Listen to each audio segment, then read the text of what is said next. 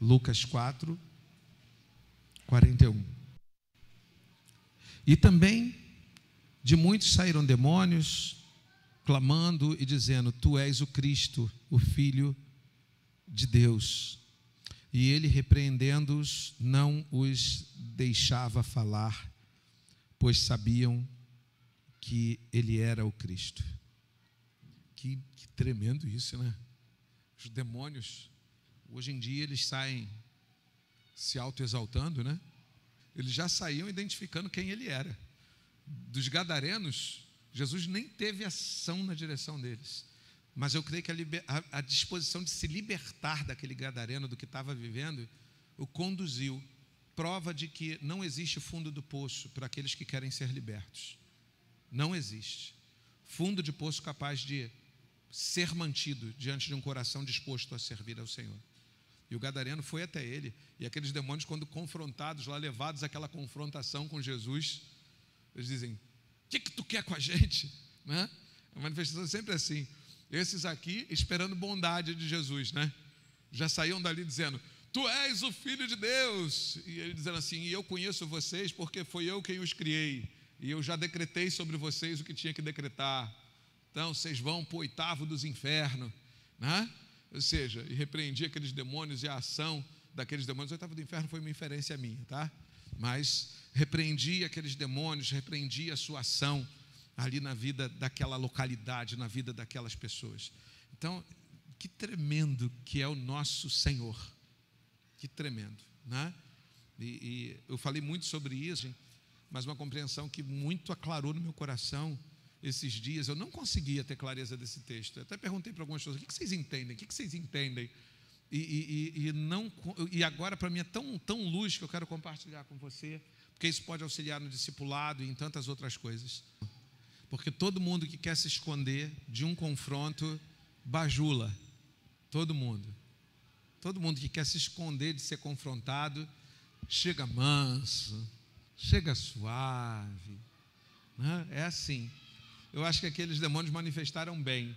Eles eram expulsos e, esperando talvez alguma misericórdia, já iam professando que Jesus era o Cristo, era o Filho de Deus, né? E aí me trouxe à mente agora, enquanto lia, essa expressão vinda do mancebo de qualidade, né? Quando ele diz assim: bom mestre. E aí qual é a resposta de Jesus? Bom? Por que me chamas bom? Bom é o Pai. E aí, no meu coração, pode ser algo simples para você, mas no meu coração veio clareza, veio iluminação de Deus quanto que isso representava. Que nós não estamos aqui para ser bons com ninguém. Nem Ele veio a essa terra para ser bom com ninguém. Porque a nossa bondade, e Ele veio, não que a dele fosse, mas Ele veio para nos dar exemplo de vida, e Ele queria mostrar que a nossa bondade é nada. A nossa bondade é agressiva contra Deus, quando a gente enxerga a bondade de Deus. A gente nem sabe o que é bondade. A gente faz mal querendo ser bom. Não é isso? Quantas mães, quantos pais estragam os seus filhos querendo ser bom? Quantos? Estragam os seus filhos querendo ser bom. Ok? Então a nossa bondade é farrapo de imundície. A nossa bondade. Então o que ele estava dizendo? Aquela pessoa que recorreu a ele queria receber dele bondade, não queria receber dele verdade. Então já vira para ele, aguçando nele o que ela queria. Bom mestre. Ele vai dizer: bom? Tu está procurando bondade? Não tem bondade para você não. Eu não vim a esse mundo para ser bom. Eu vim a esse mundo para fazer a vontade do meu Pai. Eu não vim a esse mundo para falar o que as pessoas querem ouvir. Eu vim para esse mundo para falar o que elas precisam ouvir. Então, quando a gente está cuidando de alguém, a gente tem que ter muito cuidado para você não ser bom, tá? Porque Jesus, enquanto aqui esteve, não se colocou nessa condição para que ninguém esperasse dele bondade. Então, eu não quero ser bom com você. Eu quero ser alguém que te ama. E quem ama, não faz aquilo que o outro espera como bom. Faz aquilo que o outro precisa. Traz a palavra que o outro precisa. E não aquilo que ele quer. Entendeu? Então, Cuidado com isso, com essa história de ser bom. Não preciso ser um cara bom. Não. Os caras bons não vão para o céu. Porque se o cara já é bom, para que ele precisa de Jesus? Ele já acha que ele é bom. Quem vai para o céu são os caras ruins. É sério. Lembra da história do galo, né? Quem vai são os caras ruins que vão para o céu. Porque os caras que se veem como ruim entendem a importância de ter o governo de Cristo estabelecido sobre suas vidas. O cara que acha que é bom, ele se torna tão soberbo e prepotente que ele não se dobra à vontade de Deus, porque ele é bom. Ok?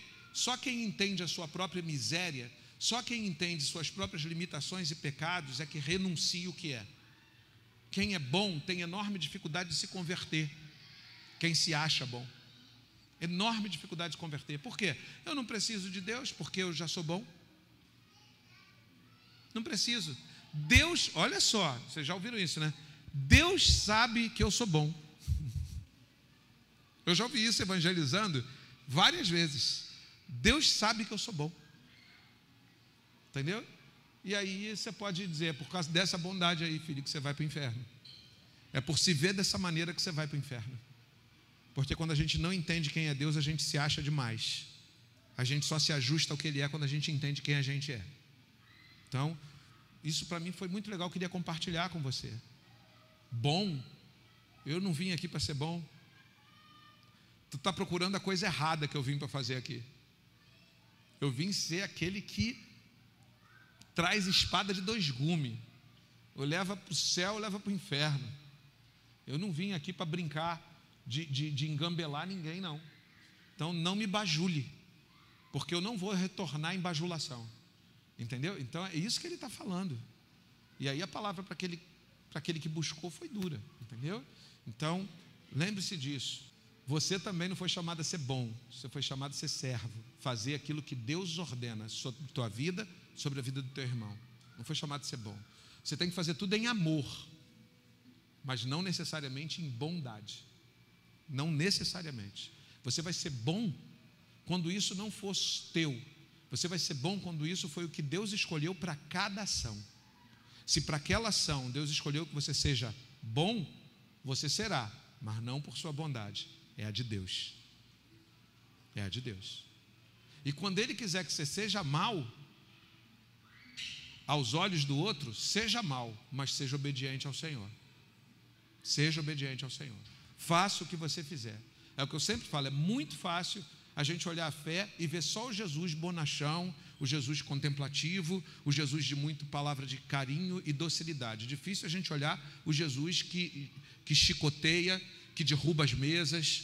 Esse é o Jesus difícil. E quando a gente cuida da vida de alguém, a gente precisa ser tudo que esse alguém precisa, e não o que a gente escolheu ser, mas tudo o que ele precisa e no ponto que ele precisa. Isso é domínio próprio. Domínio próprio não é ser um banana. Domínio próprio não é ser alguém que não tem atitude. Domínio próprio é ter atitude quando ela é necessária e conter a atitude quando ela é necessária. Isso é domínio próprio. Ok? Então, não é escolher um jeito de ser. Não seja o Jesus das peças. Eu confrontava uma irmãzinha. Joyce tem algumas pessoas que ela cuida, então não estou fazendo nenhuma denúncia. Mas de vez em quando ela vinha dividir aquilo que ela não suportava, né? Aí vinha dividir, puxa, eu não estou conseguindo ação nisso, eu não estou conseguindo resultado aqui, porque vocês sabem, se não sabem, é bom que lembre, todo discipulado é uma extensão do pastoreio. Você não tem um padre junto de você para ouvir os teus pecados e simplesmente dar 3 rezas e orações. Você não tem isso. Você tem um irmão para te ajudar a caminhar. No que ele consegue sozinho, ele colabora sozinho. No que ele não consegue, ele é a extensão do pastoreio. Ok? Então, às vezes, a gente está pastoreando sua vida muito mais do que você pensa. Às vezes, uma palavra que veio do teu discipulador veio por conta da nossa ação pastoral. Tá legal? Então, você é muito mais cuidado do que você imagina pelos pastores. E aí, numa dessas, a Joyce veio, isso está corrigido, graças a Deus. Espero que ela não tenha ficado tão tramontina quanto eu, porque eu preciso sempre me corrigir na outra mão. Mas aí ela vem e diz, eu não estou conseguindo resultado, Eu falo, não estou conseguindo resultado. Como você fala, Joyce? Sabe, irmã, seria tão legal que tal. Eu falei, é desse jeito que você fala? É, mas é sempre. Pelo que você está me mostrando aqui, é sempre. É. Eu falei, cara, usa mais energia com esse povo. Esse povo quer ser confrontado. Confronto não é um negócio que não choca. Confronto tem que chocar. Você tem que colocar condições. Você tem que colocar algumas situações não são tão dóceis assim. Aí dei alguns exemplos para ela de doçura, com docilidade. Alguns aqui sabem que eu sou muito doce no trato. Doce, igual uma bomba atômica, né? E aí coloquei alguns exemplos, porque eu preciso me conter também em alguns momentos. Eu preciso que me contenha. Os pastores vivem igual bunker comigo, né? Tipo, bota muro para cá, bota muro para lá, bota muro para cá, igual bunker. Mas a realidade é que a gente precisa entender que tem hora que se a gente não dá 2, 3 tapinhas na cara, não sai do transe. Não sai do transe. Então entenda que você não tem que ser bom. Vamos voltar para o texto. Por que a gente prega 20 palavras numa só, né? Mas vamos. E aí eu quero chegar bem objetivamente aonde é para chegar hoje. 41, 42, vamos seguindo. Sendo dia, saiu e foi para um lugar deserto, e a multidão procurava, e chegou junto dele, e o detinha, para que não se ausentassem deles. Meu Deus, Jesus fazendo, quebrando tudo, confrontando tudo, e a multidão não queria que ele as deixasse. Às vezes a gente não sabe do que a gente precisa até receber. A gente não sabe até receber. Jesus era esse cara que ninguém sabia o que precisava até ele chegar. Quando ele chegava, todo mundo se sentia muito mal. É legal a gente lembrar que existiram seguidores de Jesus de Cafarnaum. Mas em Cafarnaum ele também foi expulso de lá porque ninguém queria ouvi-lo. Ou deixou aquela cidade porque ninguém queria ouvi-lo. Ou seja, mas em algum momento ouviram. Nicodemos veio à noite, foi confrontado, eu imagino. Jesus não fazia parte dos doutores da lei, mas Nicodemos, sim. E Jesus vira para Nicodemos assim: tu és mestre em Israel e não sabe disso? Meu Deus, você já imaginou? Eu virando para o decano da universidade, o cara que está lá no alto e sublime trono, o professor mais antigo, respeitado, diz assim: tu é mestre e não sabe disso? Rapaz, dependendo do mestre, que tem alguns que são bem prepotentes, os caras pensam que são até semideuses, entendeu? Jesus fala isso para o cara. Depois, a gente vai perceber ao longo da história que Nicodemos vai dobrar o seu coração ao Senhor, depois. Então, às vezes, Jesus sempre trazia aquilo que a pessoa precisava, sabe? Mas nem é disso também não. Vamos lá. Embora que está virando isso, né? Mensagem hoje. Ele, porém, lhes disse: também é necessário que eu anuncie, não vou ficar com vocês só não, é necessário também que eu anuncie a outras cidades o evangelho do reino de Deus, porque para isso fui enviado, e pregava nas sinagogas da Galileia. E é aí que eu quero ficar contigo, nesse texto, que é o 43. Ele, porém, disse: também é necessário que eu anuncie a outras cidades o evangelho do reino de Deus. E o que eu quero trazer como tema, porque mensagem tem tema, né? Mensagem tem tema por uma coisa muito importante. Segundo alguns é para você lembrar. E o outro aspecto, depois como é que a gente posta ela no YouTube? Ela está sendo gravada hoje. Tem que ter um tema, né? Que a gente já teve tantos temas que a gente passou aqui. Mas tem que ter um, né? Tem que ter um. Então, vamos lá. O tema é: Jesus não pregava, não anunciava e não procurava a expansão do reino por urgência. Ele fazia isso porque é para isso que ele veio. Não era uma urgência. Não pode ser urgência aquilo que eu faço todo dia e toda hora. Aquilo que eu decidi que é o que eu farei. Não é urgência. É cotidiano de vida. Para ele não era uma urgência. Jesus fica aqui. Não posso. Por quê? Porque eu tenho que pregar em todas as cidades. Porque foi, o que ele diz? Para isso que eu vim. Simples assim. A consciência de missão tira esse calor que sempre está recheado de urgência. Você não tem que pregar o evangelho porque é urgente, você vai fazer mal. Você tem que pregar o evangelho e levar o reino de Deus a outros corações, porque é para isso que você nasceu, não porque é uma urgência.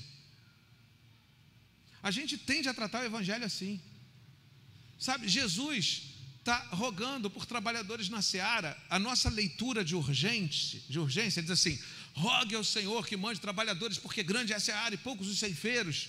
Aí a gente já joga para uma situação, como tudo que a gente faz, instantânea e momentânea, como se ele estivesse falando: esse povo aí não vai ouvir, ore agora para Deus, sei lá, nascer gente da terra e pregar para esse povo. Ele não está falando disso.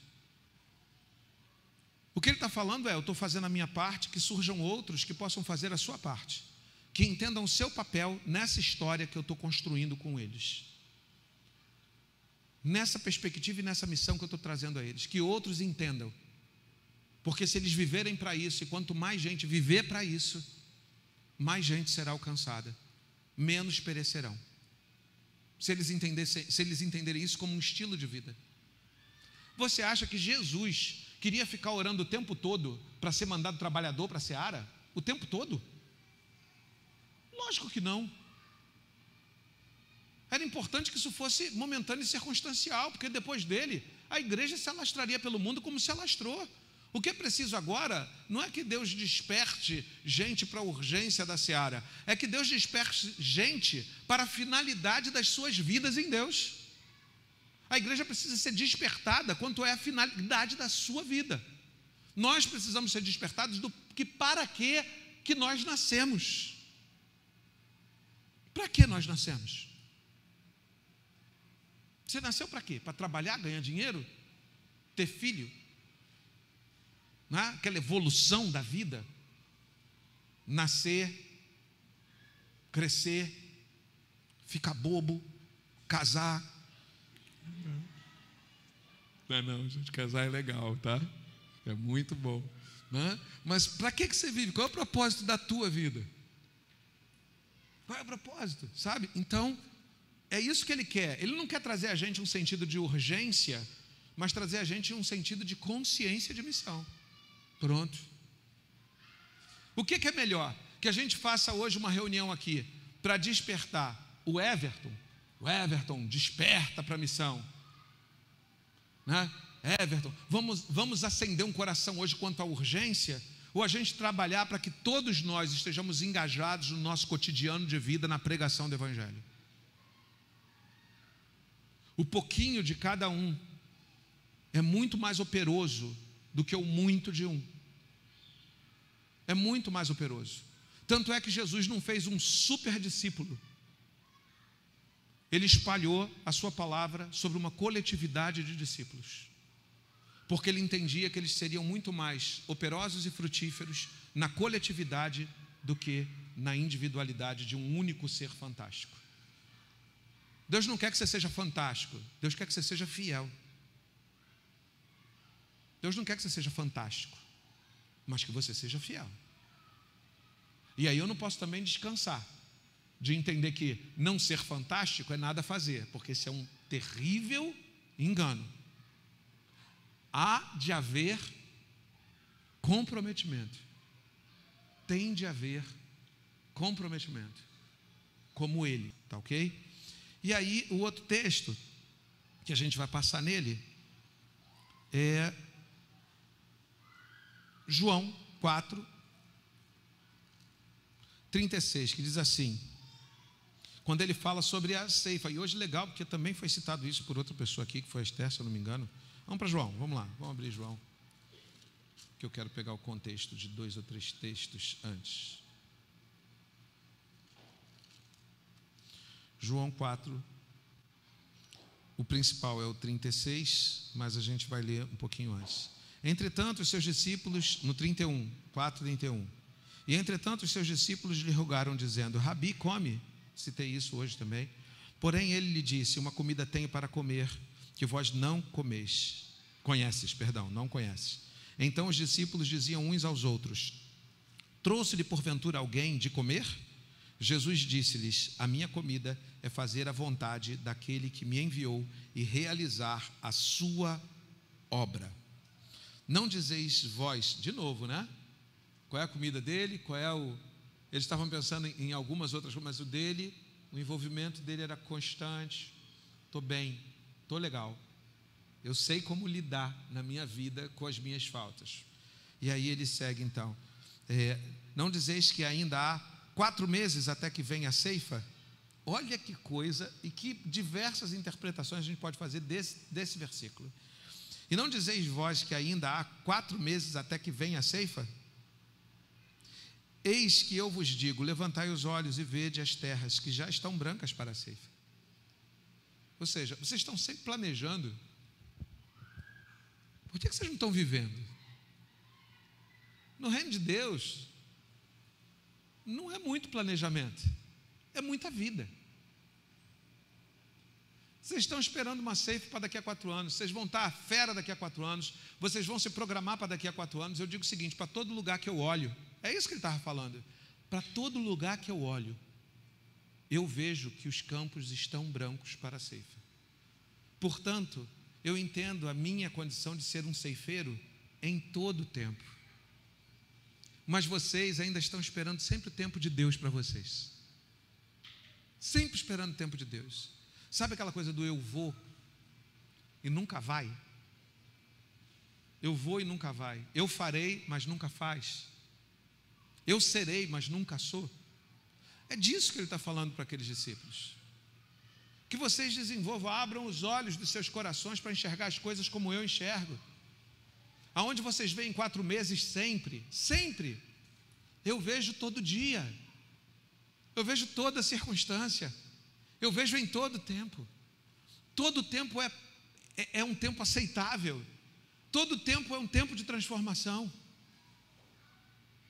sabe? E a gente entende que ele está falando de tempos futuros e que ele está falando de urgência. Ele não está falando de urgência, ele está falando de consciência. E não de urgência, de consciência, de que esse é o tempo, porque é para isso que eu nasci. Quando eu entendo para que eu nasci, eu entendo que a ação deve fluir de mim, de forma natural e cotidiana. Olhar para o que Cristo olhou, entendeu? E como Ele olhou. Então eu queria pensar sobre isso. Só que aí tem um textozinho que diz assim, né? Um pequeno texto que é o 36. Como ele é maravilhoso. Meu amado, eu vou dizer uma coisa para você. O confrontado, ele gosta de bajulação, não é isso que a gente falou? O confrontado, ele gosta de fugir. Então ele não quer ser confrontado. Porque ele não quer ser confrontado, ele bajula. Aí ele está bajulando. Em princípio a resposta da bajulação é bajulação. Você não deu a resposta da bajulação. Ele diz assim: você me maltrata, eu te amo tanto, mas você me maltrata tanto. Ele nem te ama, ele só está te bajulando porque ele não quer ouvir aquilo que você quer dizer. Então ele já dá uma aliviada para você vir com alívio. Quando você não vem com alívio, você não me compreende. Discipuladores, quantas vezes eu falo? Já te compreendo sim. Quantas vezes a gente fala isso? Te compreendo sim. Não, você não me compreende. Compreendo, não precisa nem explicar mais, eu compreendo. O que você não está entendendo é que eu não vou concordar com você, por mais justificativa que você dê. E você quer que eu concorde. E eu não estou aqui para concordar com você. Eu estou aqui para te ajudar. Entendeu? Se você quer divã é outra coisa. Vai lá, deita no divã e fica falando lá. Vai fazer catarse, vai botar para fora. No cuidado, na mutualidade, não é só eu te ouvir, é eu te ouvir também. Mas eu ser um instrumento que vai aferir a tua vida. Entendeu? Mas aí a gente foge, né? E aí, ou seja, sempre aquele que não quer confronto está fugindo, está se justificando de alguma maneira para não viver aquilo que precisa. E aí Jesus diz assim: cara, é o que eu faço, é o que eu sou. Eu anuncio o reino, eu busco implantar o meu governo sobre os corações, porque é para isso que eu vim. E vocês têm que ser meus imitadores, então vocês deviam fazer isso, incluir isso no cotidiano de vida de vocês. Aí alguns pegam o versículo errado, no contexto errado, diz assim: e o que ceifa recebe galardão para a vida eterna, para que assim o que semeia, como o que ceifa, ambos se regozijem. Entendeu, né? Poxa, eu não discipulo, mas eu falo do amor de Deus em todo o tempo. Eu sou o que semeia. Eu não faço isso. Foi Jesus que mandou e foi Ele que deu exemplo. Mas eu não faço. Mas eu faço isso. Ô jovem rico, né? Faço todas essas coisas, mas essa aqui não. Eu faço isso. Eu vou para a reunião. Quando alguém ouve uma palavra porque tem reunião, se eu não estivesse lá, não tinha reunião. O pastor pregou, agora a pessoa se converteu. Eu que sou o resultado aí. Ainda rouba para si uma glória que não é, né? Eu também tive parte nisso. Eu vou para o céu porque fulano se converteu lá na reunião. Necessariamente, não é estar presente numa reunião que faz de você alguém que gerou fruto nessa reunião. Só isso. O fato de você estar numa coletividade não significa que você está pelas motivações certas. E que você está engajado naquilo que aquela coletividade está engajada. Não significa isso. Entendeu? Então, é importante você entender o seguinte, que um é o que semeia e outro que ceifa, mas até esse negócio tem que ser verdadeiro. E quando esse negócio é verdadeiro, não tem ordem. Não tem ordem. Porque o comprometimento de um é tão grande quanto o comprometimento do outro. O outro, no seu cotidiano de vida, estava ali para ceifar, ou para colher, ou para plantar. E o outro estava ali no seu cotidiano de vida para plantar, para colher, para ceifar. Porque eles estão envolvidos no seu cotidiano de vida e dispostos a servir naquilo que há condição de servir em suas vidas. Então não importa se eu estou lá cercando a vida de alguém, estou eu lá evangelizando Dudu, ó, isso, aquilo outro, cara, você precisa ver isso, você precisa abrir seus olhos, a palavra diz isso, você precisa entender, aí estou lá eu evangelizando Dudu. Mas, num belo dia, chega o Alex e diz assim, Dudu, você precisa tomar uma decisão. Dudu, eu não tive participação nisso? Tive, efetiva. Dudu é sim resultado da minha vida. Não importando se ele tomou essa decisão quando o Alex pediu, mas eu sei que eu sou. Agora outra coisa é eu não fazer isso objetivamente. Um dia eu falei para o Dudu, porque quase que ele não me deixou saída, foi ele que veio na minha direção, porque eu não faço isso como meu cotidiano de vida, eu não me preocupo com isso. Falei de Jesus, que estava todo mundo discutindo sobre Jesus no meu trabalho, aí eu falei, mas não é o que eu faço. Então entendam, a gente está falando de cotidiano de vida, seja semeadura, seja colheita, seja ceifa, cotidiano de vida, de um servo, um jornaleiro. Um jornaleiro faz aquilo que o seu contratador ordena.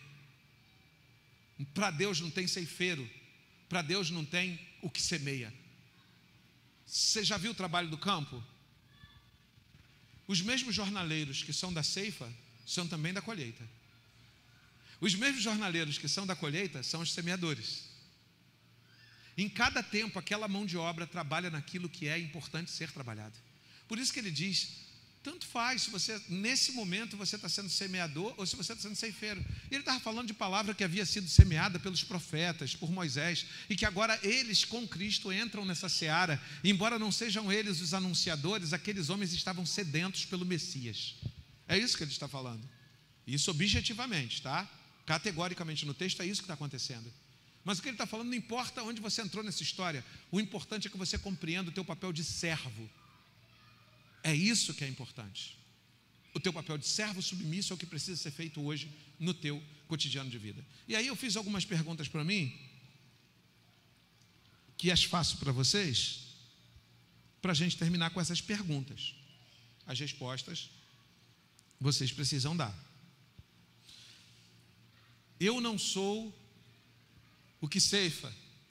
Eu não sou aquele que traz frutos para o Senhor. O que ceifa é esse, tá? Seja no trigo, ele junta os molhos e vai lá para colocar e entregar para o dono. Tá legal? Então eu não sou aquele que trago frutos, mas eu sou aquele que ceifa. Ou melhor, que semeia. É mesmo? Vamos avaliar o teu cotidiano de vida? Você prega o reino de Deus como algo cotidiano? O reino de Deus ocupa o teu coração a ponto de ocupar os teus lábios. Cara, eu não consigo ficar um dia, não sei você. Eu estou querendo te ajudar, não é nenhuma prepotência não. Porque tantos outros aqui eu sei que também é assim. Eu não consigo passar um dia sem falar sobre as coisas do meu Senhor. Um dia.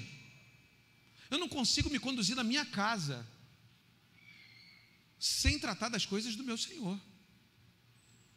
Porque eu sou servo em tempo integral. Você se ocupa? Você prega o reino como algo cotidiano na tua vida? Porque você semeia. Você justifica que você não frutifica porque você semeia. Você cuida de gerar discípulos como algo cotidiano? Como algo cotidiano? Eu não estou perguntando se você faz ação social. Eu não estou perguntando se você cuida da tua coletividade, da tua comunidade. Você cuida de fazer discípulos em todo o teu cotidiano, até fazendo a ação social ou a ação coletiva, mas você cuida de objetivamente fazer discípulos no teu cotidiano, porque você é o que semeia. Não é o que semeia? Você não é o que dá fruto, mas você é o que semeia. Sua casa é uma casa colocada aos pés do Senhor? Porque você é o que semeia. Então certamente sua casa é uma bênção nessa sua região. Certamente sua casa é uma casa acolhedora. É uma casa que quer estar aberta para contribuir com a expansão do reino de Deus na vida da tua família. Porque você semeia. Você não frutifica porque você semeia.